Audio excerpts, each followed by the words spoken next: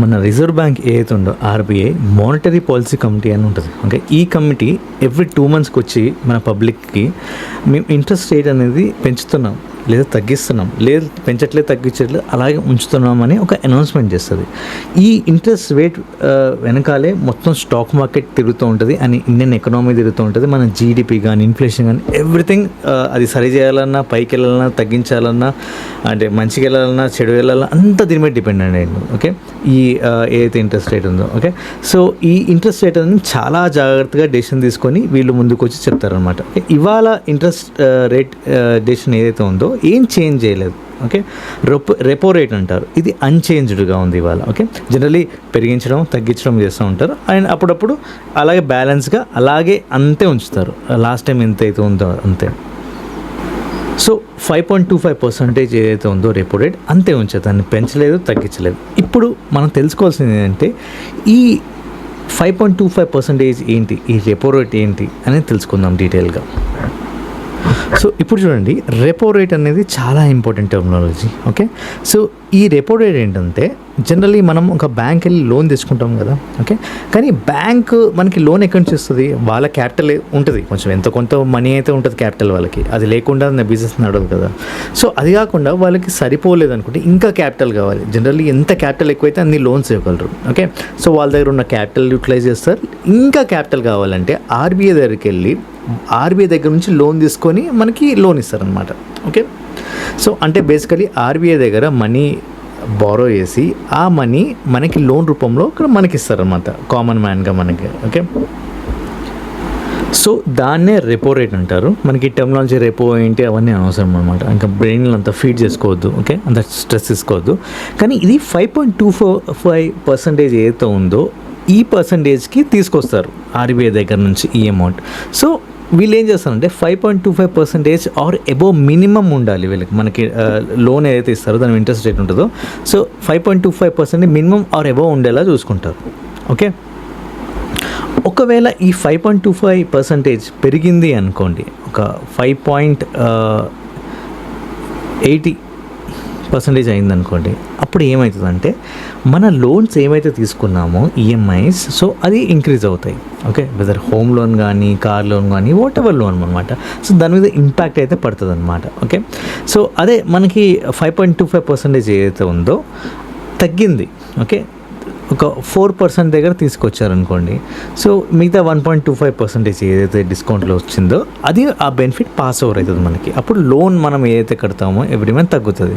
Every month ఒక 10,000 కడుతున్నాం అనుకోండి, అప్పుడు 8,000 9,000 ఈఎంఐ తగ్గుతుంది. అలాగే పెంచారనుకోండి ఇంట్రెస్ట్ రేటు, సో 11,000 12,000 ఎంతో కొంత ఇంక్రీజ్ అవుతుంది. Okay, base upon me loan amount ఈ ఇంట్రెస్ట్ రేట్ అనేది. ఓకే, అలాగే ఎస్డిఎఫ్ రేట్ అనేది కూడా ఉంటుంది. ఓకే, రెపో రేట్ తర్వాత ఎస్డిఎఫ్ రేట్, దీన్నే రివర్స్ రెపో రేట్ అని కూడా అంటారు. దీని టెర్మినాలజీ 2022 తర్వాత మారిందనమాట, గవర్నమెంట్ కొంచెం చేంజ్ చేసింది. ఓకే, ఈ SDF standard deposit facility rate ఏంటంటే ఈ కమర్షియల్ బ్యాంక్స్ ఏవైతే ఉంటాయో మనకి లోన్స్ ఇచ్చేవి, వాళ్ళ దగ్గర కూడా సమ్ అమౌంట్ ఉంటుంది. ఓకే, అది ప్రాఫిట్ కానీ, ఎక్సెస్ అమౌంట్ కానీ, క్యాపిటల్ అమౌంట్ కానీ, సమ్ ఏదైనా అమౌంట్ ఉంటే అది వీళ్ళు డిపాజిట్ చేసుకుంటారు. ఓకే, ఏది ఆర్బీఐ దగ్గర. ఓకే, మనం ఎలా మన బ్యాంక్ దగ్గర డిపాజిట్ చేస్తామో ఆ బ్యాంకులు కూడా ఒక వాళ్ళ అమౌంట్ని ఆర్బీఐ దగ్గర డిపాజిట్ చేస్తారు. అది ఎమర్జెన్సీ డిపాజిట్ ఫండ్ అంటారు, వాట్ ఎవర్ రీజన్. ఓకే, అది వచ్చేసరికి ఒక 5% అనమాట. ఓకే, 5% ఇంట్రెస్ట్ రేట్ అనేది డిపాజిట్ చేస్తే దాని మీద లైక్ ఆర్బీఐ ఏదైతే ఉందో బ్యాంక్స్కి ఇస్తుంది అనమాట. ఓకే, సో 5% డిపాజిట్ మీద 5% ఏదైతే ఉందో అది ఆర్బీఐ బ్యాంక్స్కి ఇస్తుంది అనమాట. నెక్స్ట్ వచ్చేసరికి ఎంఎస్ఎఫ్ రేట్ అనమాట, మార్జినల్ స్టాండింగ్ ఫెసిలిటీ రేట్ అనమాట. ఓకే, సో ఈ టెర్మినాలజీ ఏంటంటే, ఓకే, ఇప్పుడు నేను బ్యాంక్ని. ఓకే, సో నాకు ఎమర్జెన్సీగా నాకు ఫండ్ కావాలి అర్జెంటుగా. ఓకే, ఇప్పుడు నేను డిపాజిట్ అయితే చేశాను, ఇందాక మనం చూసాం కదా. ఓకే, ఇందాక డిపాజిట్ చేసాం ఎస్డిఎఫ్ స్టాండర్డ్ డిపాజిట్ ఫెసిలిటీ రేట్లో ఎస్డిఎఫ్లో. ఓకే, ఇది ఆర్బీఐకి డిపాజిట్ చేస్తాం. MSF rate marginal standing facility rate అనమాట. ఓకే, ఇందాక ఎస్డిఎఫ్ చూసాం కదా. ఓకే, ఇప్పుడేమో ఎంఎస్ఎఫ్ రేట్ అనమాట. ఓకే, ఇది ఏం చెప్తుందంటే జనరల్గా నేను ఎస్డిఎఫ్లో ఇందాక చూసాం కదా, మనం అమౌంట్ అనేది బ్యాంక్ నేను నా ఏదైతే అమౌంట్ ఉందో డిపాజిట్ చేస్తుంది, అంటే ఇన్వెస్ట్మెంట్ అనమాట. మనం ఎలా డిపాజిట్ చేస్తాం బ్యాంక్లో సేఫ్గా, ఓకే, కొంచెం సేవింగ్స్ ఆర్ ఇన్వెస్ట్మెంట్ పర్పస్. అలాగే బ్యాంక్ కూడా లైక్ ఈ ఏదైతే ఉందో స్టాండర్డ్ డిపాజిట్ ఫెసిలిటీ రేట్ ఏదైతే ఉందో అక్కడ డిపాజిట్ చేస్తుంది బేసికలీ. కానీ ఈ MSF marginal standing facility rate దగ్గర ఏంటంటే, ఇప్పుడు నాకు అర్జెంట్గా బ్యాంక్స్ కూడా లోన్ కావాలి నాకు, ఓకే, బ్యాంక్స్ కూడా నాకు అర్జెంట్గా ఎమర్జెన్సీ ఫండ్ కింద నాకు లోన్ కావాలి అంటే ఈ ఎంఎస్ఎఫ్ రేట్ని యూజ్ చేసుకొని ఈ ఆర్బీఐ ఏం చేస్తుందంటే బ్యాంక్స్కి అమౌంట్ ఇస్తుంది ఎమర్జెన్సీ ఫండ్ లాగా, ఓకే. సో అది కూడా ఒక ఎమర్జెన్సీ లోన్ అనుకోండి, ఒక పర్సనల్ లోన్ అనుకోండి. మనం ఎమర్జెన్సీగా తీసుకోవాలంటే పర్సనల్ లోన్ తీసుకుంటాం, ఇన్స్టెంట్గా తొందరగా ఇచ్చేస్తారు కదా. సో ఈ 5.50% మీద ఇంట్రెస్ట్ రేట్ మీద ఇస్తారనమాట ఆర్బీఐ బ్యాంక్కి, ఓకే. సో ఇప్పుడు ఒకసారి ఆ టర్మినాలజీస్ మళ్ళీ క్విక్గా రీక్యాప్ చేద్దాం అనమాట, ఓకే. దీంట్లో MSF rate, repo rate, SDF rate అనమాట. రెపో రేట్ అనేది చాలా ఇంపార్టెంట్. రెపో రేటే మనం డిస్కస్ చేస్తుంటారు ఎక్కువ మీకు న్యూస్లో కానీ, ఈ మానిటరీ పాలసీ కమిటీ ఇది ఏదైతే ఎవ్రీ 2 monthsకి అవుతూ ఉంటుంది రిజల్ట్ బయటకు వస్తుంటుందో. సో ఆ రెపో రేట్ అనేది 5.25% అనేది ఉంది ఇప్పుడు, ఓకే. ఇదేం చేంజ్ చేయలేదు ఈసారి, ఓకే. సో ప్రతిసారి ఏం చేస్తారంటే ఇంక్రీజ్ చేయడమో తగ్గించడమో కట్ చేయడం చేస్తారు, కానీ ఈసారి ఏం చేంజ్ చేయలేదు అనమాట, ఓకే. ఇది బేసికల్లీ రెపో రేట్ అంటే మనకి లోన్ తెచ్చుకోవడం, ఓకే. బ్యాంకులు ఆర్బీఐ దగ్గర నుంచి లోన్ తెచ్చుకొని మనకి లోన్ ఇవ్వడము, వాళ్ళ ప్రాఫిట్ చూసుకుంటారు దాని మీద, ఇంట్రెస్ట్ రేట్స్ ఎంత అయితే వస్తుందో. ఇంకా ఇప్పుడు 5.25% తెచ్చుకుంటున్నారంటే మనకి ఈజీగా 10% ఉంటుంది లోన్, ఏ లోన్ అయినా, ఓకే. ఇంకా 5% వేస్తున్నారు ప్రాఫిట్ అనమాట, ఓకే. సో అది కాకుండా ఎస్డిఎఫ్ రేట్ అనమాట, ఓకే. ఎస్డిఎఫ్ రేట్ అంటే ఏంటి, వీళ్ళు బ్యాంక్ వాళ్ళు ఆర్బీఐలో డిపాజిట్ చేస్తారు వాళ్ళ దగ్గర ఉన్న ఎక్సెస్ మనీ ఏదైతే ఉందో, ఓకే, వాళ్ళ సేవింగ్స్ కింద ఆర్ ఇన్వెస్ట్మెంట్ కింద, ఓకే. అది కాకుండా ఎంఎస్ఎఫ్ రేట్ అనమాట. ఎంఎస్ఎఫ్ రేట్ ఏంటంటే మళ్ళీ ఇది కూడా లోన్ తెచ్చుకోవడం లాంటిది ఆర్బీఐ దగ్గర నుంచి, బట్ ఎమర్జెన్సీ లోన్ అనమాట, ఎమర్జెన్సీ ఫండ్ కింద తెచ్చుకుంటారు అనమాట, ఓకే. ఇది 5.50% ఇంట్రెస్ట్ రేట్ అయితే ఉంటుంది అనమాట, ఓకే. బ్యాంకులు పే చేయాల్సి ఉంటుంది, రెపో రేట్ కూడా పే చేయాల్సి ఉంటుంది. అదే ఇక్కడ చూస్తే ఎస్డిఎఫ్ రేట్ లైక్ ఆర్బీఐ మన బ్యాంకులకి పే చేస్తుంది అన్నమాట ఇంట్రెస్ట్ రేట్, ఓకే, దాని మీద ప్రాఫిట్ లాగా అనమాట, ఓకే. సో ఇప్పుడు మనకి రెపో రేట్ ఏదైతే ఉందో ఇవాళ చేంజ్ చేయలేదు, ఓకే. దీనివల్ల మనకి ఏవైతే లోన్స్ తీసుకున్నామో ఇప్పుడు కరెక్ట్, ఓకే, హోమ్ లోన్ కానీ, కార్ లోన్ కానీ, పర్సనల్ లోన్ కానీ, బిజినెస్ లోన్ కానీ, ఏ లోన్ అయినా మనకి ఈఎంఐలో మనం ఏదైతే కడతామో ఒక 10K అనుకున్నాం అనుకోండి, ఒక 10K ఈఎంఐ, ఓకే, ఈఎంఐ ఇప్పుడు మనకి 10Kనే కట్టాలి. అదే పెరిగింది అనుకోండి ఇంకా 11K కట్టాల్సి వస్తుంది, ఓకే. అదే తగ్గింది అనుకోండి 9K కట్టాల్సి వస్తుంది. సో ఇట్లా ఈ చేంజెస్ అనేవి జరుగుతూ ఉంటాయి. చూస్తారా ఎంత చేంజెస్ అయితే తీసుకొస్తుంది మన లైఫ్లో ఈఎంఐలో ఏదైతే రెపో రేట్ ఉందో. అందుకే జాగ్రత్తగా గమనిస్తూ ఉండాలి. దీనివల్ల ప్రభుత్వాలు కూలిపోయినాయి, ఓకే. ఇది చాలా జాగ్రత్తగా తీసుకునే డెసిషన్ అనమాట. ఈ డెసిషన్ మీదే మన ఇన్ఫ్లేషన్ కానీ, మన జీడిపి కానీ గ్రోత్ కానీ, ఇన్ఫ్లేషన్ తగ్గడం కానీ, జీడిపి గ్రోత్ కానీ డిపెండెంట్ అయ్యి ఉంటుంది అనమాట, ఓకే. జనరల్గా ఎలా ఉంటాయంటే ఇప్పుడు రెపో రేట్ అనేది ఇంక్రీజ్ చేశారనుకోండి, ఓకే, 5.25% 6% చేశారనుకోండి. సో అప్పుడు మనకి ఏదైతే కొత్త లోన్ తీసుకుంటామో ఇంక్రీజ్ అయ్యి వస్తాయి కదా ఇంట్రెస్ట్ రేట్, చాలామంది లోన్ తీసుకోవడం మానేస్తారు, ఓకే.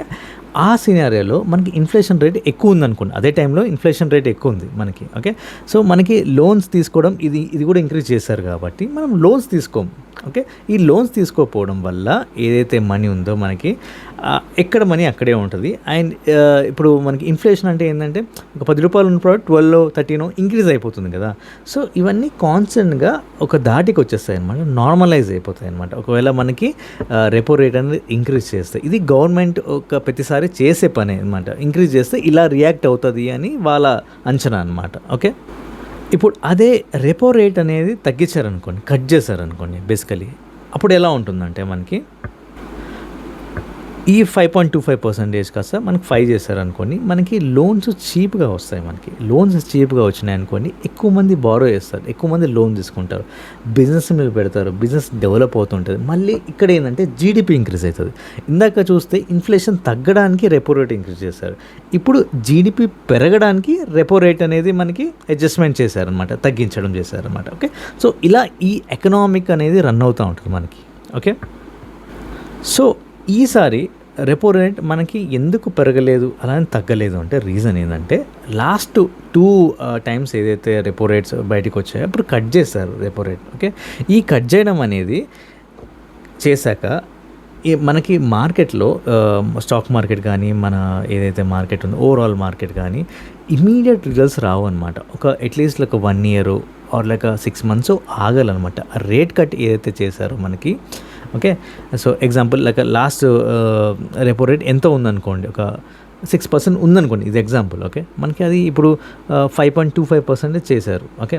సో, దీని రెస్పాన్స్‌కి, దీనికి రిజల్ట్ ఏదైతే వస్తదో, ఓకే, దీని ఎఫెక్ట్ ఏదైతే ఉంటదో, ఇది ఒక 6 మంత్స్ టు 1 ఇయర్ వెయిట్ చేయాలి మనకి మార్కెట్‌లో కనిపియాలి అంటే, ఓకే.